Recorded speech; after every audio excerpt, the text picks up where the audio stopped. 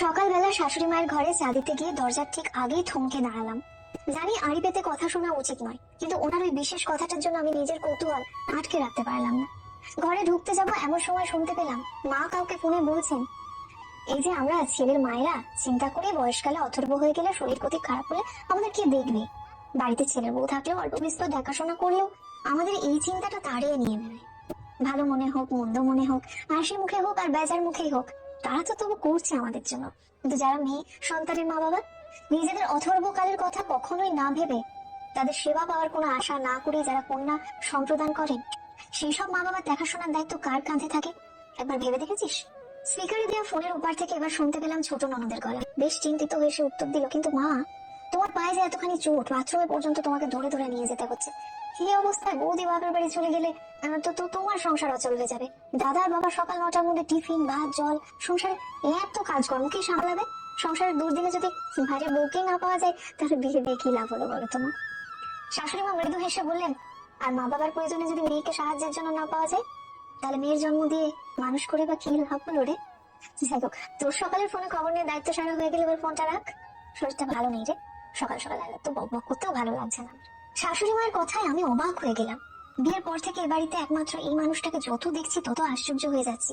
সত্যি বলতে কি, বন্ধু বান্ধব আত্মীয় স্বজনের কাছে শাশুড়ি সম্পর্কে যা যা গল্প শুনেছিলাম, তাতে বিয়ের আগে পর্যন্ত আমার তো ভীষণ ভয় করতো। এখন বিয়ের 4 মাস পেরিয়ে গেছে, কিন্তু ভয়টা পুরোপুরি কাটিয়ে উঠতে পারিনি। এখনো পর্যন্ত শাশুড়ির দিক থেকে তেমন কোনো ব্যবহার না পেলেও আমার শুধু মনে হয় কি জানি হঠাৎ কোনোদিন পরিস্থিতি পরিবর্তন হয়ে যাবে না তো। মা বাবার একমাত্র মেয়ে আমি। বাবার বাজারে ফলের দোকান, ওই ছোটখাটো ব্যবসা আর কি, মা টিপিক্যাল গৃহবধূ। বাবা সকালে দোকানে বেরিয়ে যায়, বাড়ি আসে দুপুরে, স্নান খাওয়া একটু ভাত খুঁজতে, আবার বিকেল থেকে রাত পর্যন্ত দোকানে। সোম থেকে রবি সারা সপ্তাহ সেই এক রুটিন, কোনো নড়চড় নেই। ফলে প্রাইমারি স্কুলের গন্ডি না পেরোতে দোকান বাজার রেশন তোলার দায়িত্ব এসে পড়েছিল আমার ওপর। তারপর যত বড় হতে লাগলাম, স্কুল টিউশন করে বাজার হাট রেশনের সঙ্গে যুক্ত হলো ব্যাংক পোস্ট অফিসের মতো অফিসিয়াল কাজগুলো সামলানোর দায়িত্ব। উচ্চ মাধ্যমিক পাশ করার পর আমি আর পড়াশোনা করতে চাইলাম না, বাড়িতেই থাকতাম, মায়ের হাতে হাতে সব কাজকর্ম করতাম। মাঝে মধ্যে বাবা আড়তে ফল কিনতে গেলে দোকানেও বসতে হতো। আসলে গৃহবধূ মাকে দেখে আমিও সংসারটায় মন দিতে চেয়েছিলাম। পড়াশোনার প্রতি কেন জানি না তেমন আকর্ষণ তৈরি হয়নি আমার। আমাদের দোকান থেকে নিয়মিত ফল কিনতে আমার বড় নন্দাই। দীর্ঘদিন চেনা জানা সূত্রে উনি একমাত্র শালাবাবুর জন্য আমার বিয়ের প্রস্তাব আনেন।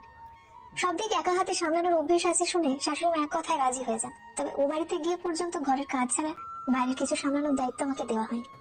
এই 22 বছর নিয়মিত বাইরে বেরিয়ে নিজের স্বাধীনে চলাফেরা করে অভ্যস্ত আমি মাঝে মধ্যে 4 দেয়ালের মধ্যে হাঁপিয়ে উঠি। ইচ্ছে হয় আগের মতো মাঝে মধ্যে মন খুলে বাজার করতে, পেট কানকো দেখে শুনে মাছ কিনতে, মায়ের পছন্দের মিষ্টিটা কিনে নিয়ে যেতে, বিকালে একটু মুখরোচক কিছু খেতে। কিন্তু সদ্য বিয়ে হয়ে এসে এসব প্রসঙ্গ তুলতে অস্বস্তি হয় খুব।